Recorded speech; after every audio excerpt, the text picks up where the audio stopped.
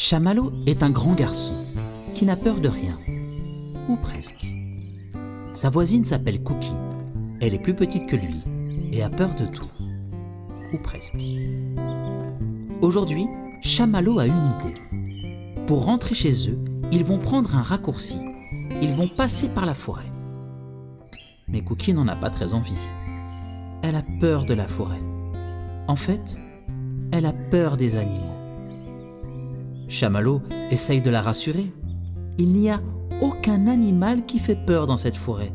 Il y a des lapins, des écureuils, des hérissons, des oiseaux.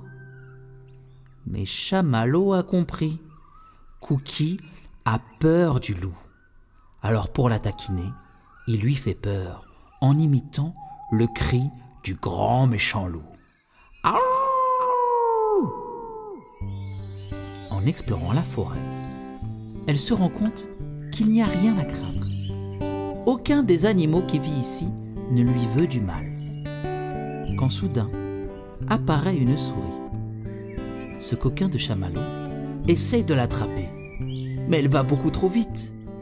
Il tente de lui courir après, à grandes enjambées, et ne se rend pas compte qu'il abandonne Cookie.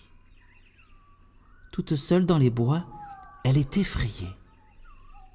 C'est alors que l'animal le plus âgé de la forêt vient à sa rencontre. Il s'appelle Papa Tortue. Il prend tellement son temps qu'il a plus de 100 ans. Il connaît tous les habitants de la forêt et rassure Cookie, il n'y a pas un seul animal méchant dans ces lieux.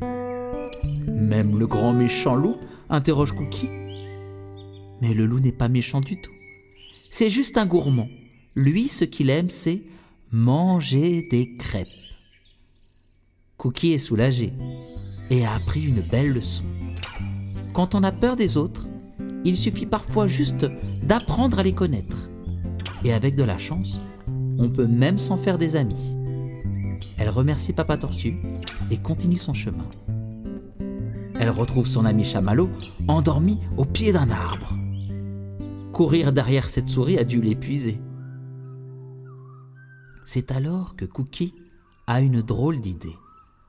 À présent qu'elle sait que le loup n'est pas méchant du tout, pourquoi ne pas tenter de faire peur à Chamallow, lui qui fait tout le temps son malin, affirmant qu'il ne craint rien ni personne. Elle se cache donc derrière l'arbre où son ami fait la sieste et pousse un grand cri de loup. Chamallow se réveille en sursaut. À présent qu'il est seul, il n'est pas rassuré. Et s'il y avait vraiment un loup ici? Cookie repousse à nouveau un hurlement. Chamallow supplie le loup de ne pas le manger. C'est le moment que Cookie attendait pour apparaître devant son camarade effrayé.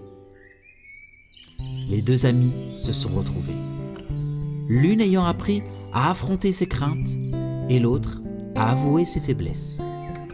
Depuis ce jour, Cookie et Chamallow passent tous les jours par la forêt.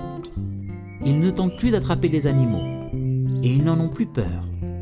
Ils prennent le temps de les observer, de les connaître et qui sait, de s'en faire de nouveaux amis.